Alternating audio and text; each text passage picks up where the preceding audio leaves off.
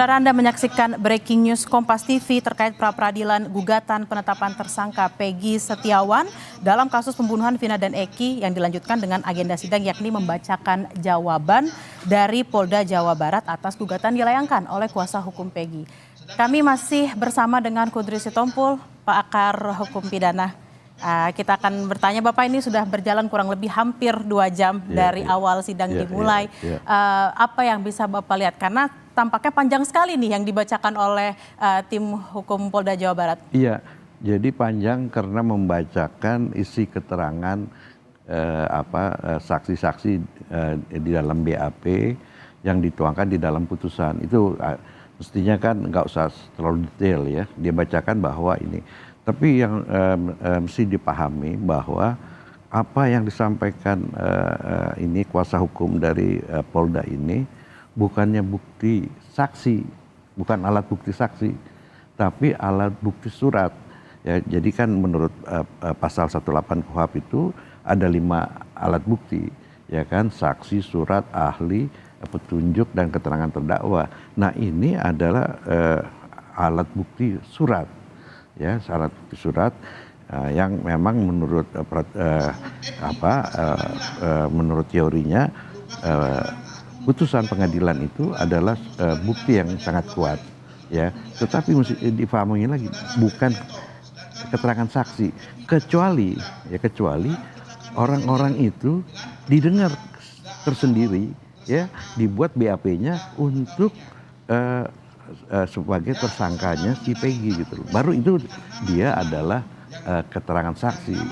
Nah, jadi putusan ini adalah surat post factum, bukti post factum, karena putusan pengadilan ini ada setelah peristiwa itu ada.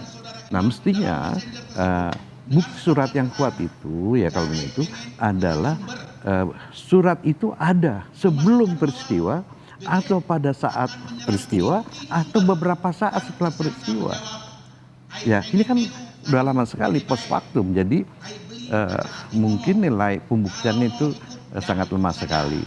Apalagi ya, kita ingat bahwa di dalam persidangan yang lalu itu disebutkan Peggy alias Peron DPO, ya, tetapi tidak diterangkan secara detail Peggy itu usianya berapa, alamatnya di mana gitu loh.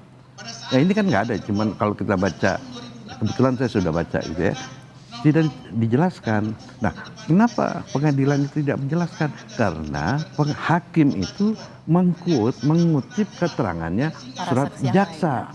Jaksa itu mengambil alih keterangannya ke penyidikan. Nah, karena itu tidak pernah didetailkan ya siapa Peggy alias Peron itu. Ya, Peggy alias Peron itu umurnya berapa, alamatnya di mana. Nah, ini yang nggak pernah, sehingga kan yang dipermasalahkan oleh kuasanya pemohon atau penggugatnya pra-peradilan itu sebenarnya Peggy Setiawan ini bukan Peggy alias Peron yang itu di situ loh. Beda Peggy. Beda Peggy. Nah, kita ingat bahwa DPO itu yang dimuat di dalam putusan itu yang saya katakan tadi, gimana ininya historicalnya, ya kan? Itu DPO-nya itu juga dimasalahkan oleh penasihat hukum, karena DPO itu menurut peraturan Kapolri itu harus didahului dengan surat pemanggilan yang patut 2 kali, ya kan? Nah, setelah dikirim surat panggilan 2 kali secara patut, ketiga kalinya baru dijemput paksa. Nah, kalau misalnya dijemput paksa tidak diketemukan, baru itu dimasukkan dalam daftar DPO. Nah, ini yang dimasalahkan oleh kuasa hukumnya itu tidak pernah. Nah, tadi pagi itu juga saya jelaskan bahwa objek pra-peradilan itu adalah mengenai administrasi, ya, formalitas, ya, yang harus dipenuhi di dalam proses penyelidikan dan penyidikan. Apabila SOP, prosedur atau administrasi itu tidak dipenuhi, maka bisa penyidikan itu batal, tidak sah. Nah, kalau misalnya penyidikan tidak sah, tentunya penetapan tersangka itu tidak sah. Nah, apalagi itu dijelas di dalam peraturan Mahkamah Agung nomor 2 tahun 2016 bahwa yang dimasalahkan di dalam pra peradilan itu adalah segi-segi formalitas di dalam penyidikan. Nah, sedangkan kalau kita dengar ini adalah sudah materi, ya yang ini, dan materinya pun tidak tepat, ya karena apa namanya masih bisa dimasalahkan karena di dalam perkara ini ya saksi-saksi itu tidak jelas untuk saksi siapa. Nah, mestinya kalau misal sudah jelas bahwa si Yudi atau siapa jadi saksi si Peron Setiawan ini akan dikonfrontir. Anda kenal nggak sama dia? Kenal. Ya, bagaimana keterangannya, betul atau tidak? Itu dijamin oleh undang-undang. Ya, jadi setiap tersangka terdakwa itu mempunyai hak untuk pembelaan. Ya, kira-kira dia itu sependapat nggak dengan keterangan seorang saksi? Dia boleh bantah. Ya, tidak betul keterangan saksi itu. Nanti hakim akan menilai mana yang benar gitu loh. Nah, jadi di dalam keterangan yang disampaikan oleh kuasa hukum Polda ini masih bisa dipermasalahkan gitu loh, karena tidak pernah dikonfrontir oleh si katakanlah orang yang DPO, dalam hal ini katakanlah si Peggy Setiawan misalnya, ya kan. Nah, itu dari segi formalitasnya itu adalah mestinya orang-orang yang disebutkan ini dipanggil, diperiksa kembali ini dalam kasusnya si Peggy Setiawan sebagai tersangka, bukan sebagai DPO yang selama ini betul, gitu. Banyak dikatakan yang oleh masih polisi. ini kan bisa dipermasalahkan begitu. Apakah sesuatu hal yang common ketika kuasa hukum dari Polda Jabar ini atau mungkin ada kasus-kasus pra peradilan lain menggunakan perkara yang sudah diputus sebelumnya untuk menjadi jawaban atas pemohon dari pra peradilan? Bisa, sejauh itu ada persesuaian. Jadi bukti surat, salah satu alat bukti itu tidak bisa berdiri sendiri. Dia harus ada persesuaian dengan alat bukti yang lain. Kalau misalnya tidak ada persesuaian dengan alat bukti itu, maka alat bukti itu nilai pembuktiannya lemah, bahkan kadang-kadang diabaikan. Nah, yang penting harus ada persesuaian. Nah, sekarang menurut Mahkamah Konstitusi ya, bahwa keterangan seorang saksi itu bisa dijadikan alat bukti. Jadi unus testis itu tidak dikesampingkan oleh Mahkamah Konstitusi.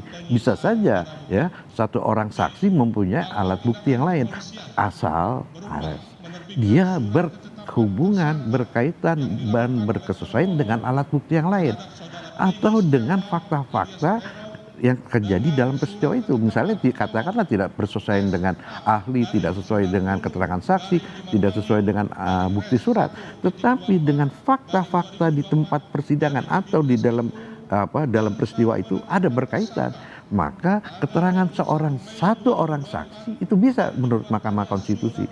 Jadi konsep unus testis itu tidak dipakai oleh ini karena bisa merugikan gitu menurutnya. Nah, mestinya dalam kasus ini kalau memang betul bahwa ada satu orang saksi yang namanya Aep itu, mestinya dia dong dipanggil. Dan mesti diingat bahwa Aep di dalam persidangannya lalu dia tidak pernah hadir. Ya, hanya dibacakan berita acara persidangan. Nah, di dalam putusan itu kalau kita perhatikan bahwa penuntut umum tidak mampu menghadirkan Aep itu karena tidak diketahui di mana keberadaannya. Tapi kan sekarang aneh, tiba-tiba Aep itu muncul. Ya, mestinya si Aep itu sekarang dipanggil gitu loh. Belum lagi saksi-saksi yang lain seperti ketua RT yang sampai sekarang juga belum ketahuan. Jadi kan mesti dipahami bahwa menurut Mahkamah Konstitusi seseorang itu bisa ditetapkan sebagai tersangka apabila ada dua alat bukti. Ya, alat bukti yang sebagaimana dimaksud pasal 18 KUHP. Ya kan? Nah, sekarang kita pengen tahu apa dua alat buktinya. Satu, misalnya surat ini, nah surat yang berupa putusan, dan surat putusan itu sebenarnya mempunyai pembuktian yang rendah karena tidak pernah dikonfirmasi oleh yang bersangkutan, dan ini post factum, bukti suratnya ini post factum gitu loh, ya, nah, ya itu satu. Kedua, alat bukti apa lagi? Ya, saksinya siapa? Mestinya kalau ada saksi yang seperti di mana disebutkan dipanggil mereka itu walaupun dia terpidana. ya kan? Ya dia menyatakan betul nggak ya dia pernah melihat dan seterusnya dan seterusnya. Jadi itu saya kira lebih proper gitu ya kalau keterangan kesaksian itu didengar sendiri khusus dia sebagai saksi dalam kasus ini. Dan kalau di dalam putusan itu kita nggak tahu dia memberikan keterangan kepada siapa. Yang dibacakan itu adalah rangkuman yang dibuat oleh hakim sebagai fakta hukum. 8 tahun lalu. 8 tahun yang lalu gitu ini. Jadi dan putusan itu juga sebenarnya masih bermasalah karena pada saat itu semua saksi-saksi itu mencabut keterangan yang pernah disampaikan sebelumnya di penyidikan, tetapi hakim itu kan tidak menerima karena tidak ada alasan yang cukup karena verbalisan atau pemeriksa dalam waktu itu sudah dipanggil, dia bilang tidak pernah dipaksa gitu loh, sehingga tindakan para terdakwa pada waktu lalu mencabut keterangan, mencabut BAP yang ada penyidikan itu ditolak oleh ini. Nah artinya kan sebenarnya ini kan masih ada dimasalahkan gitu. Nah sekarang ini kan sudah mulai terungkap sebenarnya bahwa dahulu itu mereka memberikan keterangan itu tidak sesuai itu. Dia hanya mengikuti apa yang diinginkan oleh pemeriksa. Itu kan sekarang terbukti. Walaupun misalnya ada 2 orang saksi yang sudah saksi yang dia bukan saksi yang jadi terpidana, ada 2 saksi yang itu. Mereka bilang mereka menyesal mengakui itu keterangan palsu ya kayak itu. Sebenarnya nggak keterangan palsu sih dia karena ya kalau dikatakan keterangan palsu kalau dia ngarang sendiri, tapi ini kan diarahkan sama orang gitu. Jadi keterangan yang dahulu itu juga tidak bebas dia memberikan keterangan kali ini, walaupun ya masih dimasalahkan. Ya Anda kan sekarang baru bilang begitu, kenapa nggak dahulu, ya kan? Nah dahulu kan mereka bilang saya takut Pak, ya kan ini. Saya ingat ya, waktu yang didengar keterangan ini rata-rata usianya waktu itu adalah 19. Ya, 8 tahun yang lalu. Misalnya kayak si Peggy Setiawan sekarang 27 tahun. Dikurangin 8 tahun kan dia umurnya sekitar 19 tahun. Ya, waktu itu kan 19 tahun yang masih katakanlah ya orang yang masih begitu masih awam lah soal hukum. Apalagi dia wajar orang ketakutan berhadapan dengan kepolisian karena dia tidak didampingi oleh penasihat hukum gitu.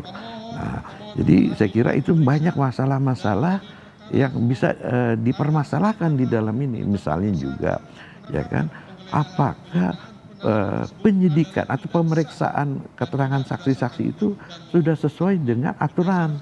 Misalnya kan pemeriksaan penyidikan itu dasarnya adalah surat perintah penyidikan. Surat perintah penyidikan itu berdasarkan surat pelimpahan penyelidikan. Nah, surat penyelidikan itu dasarnya LP, laporan polisi.